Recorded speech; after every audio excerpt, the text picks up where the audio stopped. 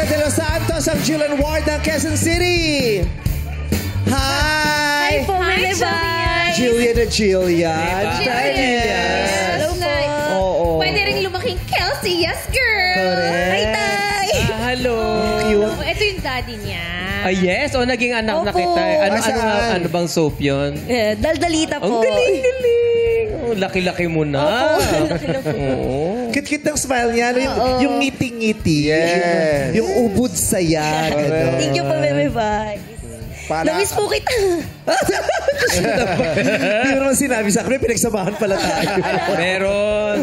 Hindi, nakikita kasi kami sa mga events. Mabait yung batang yan. Tsaka yung nung nag-open kami ng bar ni Ryan dati, nagpunta sila. Kasama niya yung mami niya lagi. Mabait yan si Bagets. Yes. Tsaka very talented. Yes. Magaling umarte. At tsaka very successful yung teleserye sa hapon, no? Opo. Taas ng ratings. Taas po ng rating. So, ayun, kakatapos niya lang po. Tapos na siya totally, as in tapos na yung istorya. Opo, tapos na talaga. Opo, Nasaan pinalitan na po ka? siya. Krumay ka. Okay lang din naman po. Siyempre, may mga paparating din po na iba pa po na. Ibang project naman.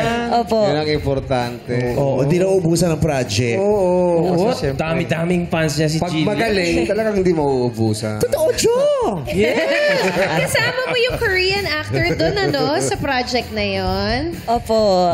So, ayun, abangan niyo po yun. So, thank you po sa lahat. Anong ginagawa mo dyan sa Damuhan? Sa Damuhan. Ano po siya? Wala lang. Eme lang. Eme ka Nag-tutorial sa ka lang dyan. Damuhan. Baka nasa location Picture siya lang. ng pelikula o ng teleserye. Shooting. Damo-damo. Saan ba yan? Sa Benguet ba yan? Hindi po, sa Baguio. Sa Baguio. Kaya pala, Oo, friend. kaya pala ang saya-saya niya. I love Baguio City. Grabe. Saan mo makikita ang Baguio? Ha? Saan mo makikita ang Baguio? Saan mo nakikita? Sa Benguet. Iba din talaga siya, no? Anyway, si Jillian kasi meron siya mga kapartners, pero mayroon ka bang boyfriend?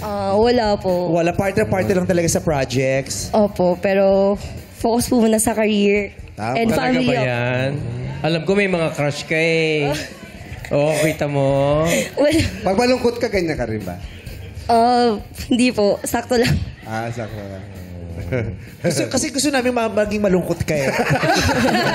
Huwag mo sirain. Sa daling panahon, nagsawa tayo sa kasiyahan niya. Gusto namin maging malungkot ka na. Ganun. Pero pag nakikita mo talaga si Jillian, talagang naka-smile lang. Yes! Yes, ang ganda ng Maganda ang aura nga ng batang yan. Kasi maputi pa siya, kaya kumikinang siya. Dalagang-dalaga na eh, no? Ano ba gusto mo, magbinata siya? Bata pa ba siya? Nagtaka ako nagbinata siya. After pagiging child star, nung lumaki, ay nagbinata si Jillian Ward. No? Meron din namang Nung ganun. daddy ka niya. Meron namang ganun. Baka nagdalaga din. Okay. Ano yung unang-unang project mo sa GMA nung bata ka? Through this lead po. Through This Lead. Lead. Yeah, Through This Lead. Di ba iconic. palabas din, pelikula din ni Vilma Santos? Yes! Vilma Santos! Echo. Energy. Diba? Gusto ko. Ano pa ba? Ay, may eksena doon. Yung muntik na siya mahulog. Yes! Nakakatakot yun! Kinabahan ako doon. Yes! Patay! Yes! Mahulog? Hindi ka makakabaha? Yes! Kwento mo. Basta kumapit siyang ganun. Tapos sabi Sa niya, puno yan? Inay! Yun. Nahulog. Hindi, wala ganun. Bakit mo tinawag na True This Liit? Kasi totoo. True this. Totoo ba yun? True this! True this. Pero very little Saan ka lang. pupunta? Dati True This Liit kasi ngayon True the Rain ang ginagamit. True the Rain Liit. True the Rain Liit. Ganyan. Ano next project mo? Sa ngayon po, pinaghahadaan pa lang po namin. So, Hindi mo abangan alam na lang eh. po. Workshop muna. I'm sure di mo pa alam ko ano next project natin. Jillian. Ayan namin. Ay, Kuya Pero Gladys, hindi para mag-interview ka. ha? Kasi sabihin lang ako kasi si Jillian, isa sa maganda niyang serye, yung Poor Señorita, nandun si Miss Regine Velasquez. Siyempre, naging, ako yung nanay naman niya doon. Kaya alam ko. Poor senyorita. Pero umusog tayo kasi dito tayo. Kailangan as the star. Oo, ayan. Paano ba tayo nakarating doon? Kasi pa tuwing tatawa siya. Opo. Mag-ingat po sila sa akin. Baka na. Pinagahanda ko pala. Gusto niya kasing makamit ng tropeyo. Ganun ba si Trudis Liit? Ganun ba si Trudis Liit? Makulit si Trudis Liit talaga. Pinakamating eksena. Hindi malalaglag siya. Ina. Palo. Hindi, pero magaling tong dramatic actress. Yeah. Gumawa tayo ng isang eksena. Eksenang kinakawawa ka. Yeah. Kasi yung mga dramatic actress, di ba, lumalabas lalo yung galing nila pag kinakawawa sila. Tingnan mo si Judy Ann sa pangangawawa ni Gladys, di ba? Lumabas lalo yung... Nag-shine talaga siya doon. Okay. Kunyari, sila yung mga magulang. Pero wala na silang kapasidad na buhayin ka at bigyan ka ng magandang kinabukasan. Kami na ang aako ng responsibilidad na yun at kukunin ka na namin sa puder nila. Naintindihan mo? So, ano ba yung iniwan namin siya sa bahay? Hindi. Kayo ang iniwan sa bahay ampunan. Dinala kayo ng anak nyo sa bahay para maiba. Kasi lagi na lang yung anak na dinadala ng magulang. Ngayon yung anak dinala sa bahay, ipapaampun niya yung mga magulang niya. Pwede? Pwede! Tapos matatakot ka kasi mahuhulog ka. Tapos sabihin mo, inay. Si Tatay Liit. Siya si Trudis. Oo. Okay. Sige. So, ganun, ha? Okay. Ang pangalan mo dito ay Trudis. Trudis, anak. Di pa nag-a-action. Hindi, motivate. Okay. Action! Trudis, anak. Nay, mahal na mahal ka namin ng iyong tatay, pero meron kaming masamang balita para sa'yo. Ano po yun? Nanggaling ako sa gera. At dahil sa gera, hindi na ako nabaldado ako. Bakit po? Tama na yan! Tignan mo nga naman, kakaibang pelikula. Nakapasok muna kami bago kumatok. May powers ka? Superhero ka eh. High-tech kami mag-asawa. Nagagawa muna namin. Bago yung mga effects na ganyan. Inisip mo lang. Oras na para kunin ka namin sa poder ng iyong mga magulang. Tama. Wala na silang kapasidad at kakayahan na pag-aralin ka at bigyan ka ng magandang kinabukasan. Tama, anak. Narinig mo ang sinabi sa'yo ng tatay mo? Saan siya galing? Galing ka sa? Gera. Sa gera. Kilala mo ba ang tatay mo? Siya si Aiza. Sa gera.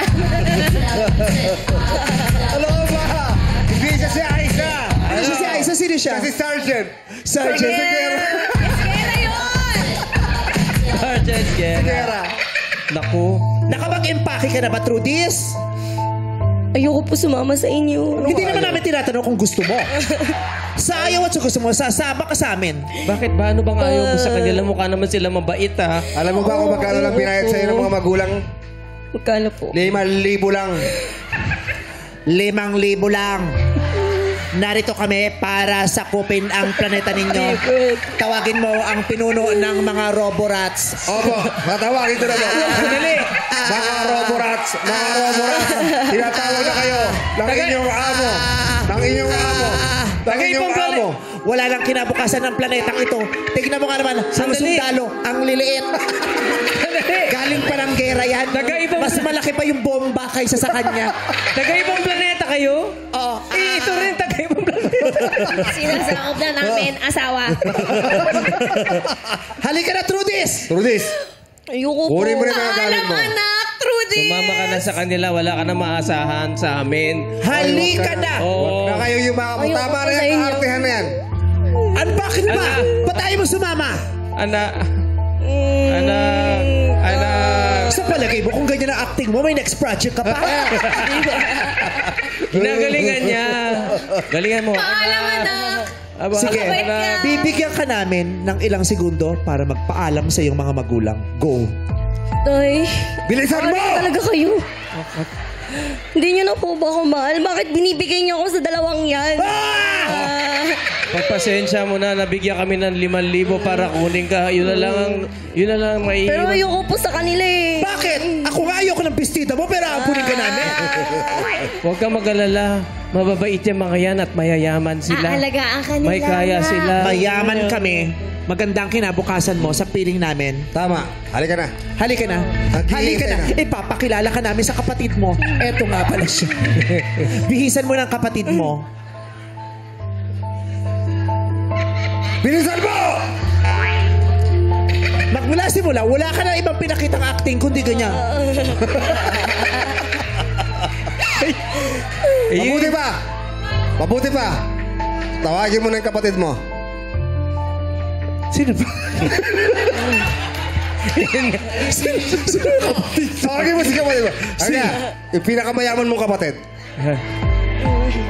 Si Pulgoso. Halika na. Mommy! Katulad mo, inampun din namin siya. Nakuha namin siya sa Ilocos sa Baluarte. Isa siya sa mga alagang hayop ni Chabit. But I can talk. And you can smell. But I can talk. Sige. Kung ayaw mong sumama sa amin at gusto mo makapilang ang mga magulang mo, ibabalik ka namin sa isang kondisyon. Umiyak ka. Bilisan mo! Anak. Come on! Do it! Mahal na mahal ka namin, anak. Umiyak ka. Di ka iiyak? Lagi niyo na lang ako inaawa.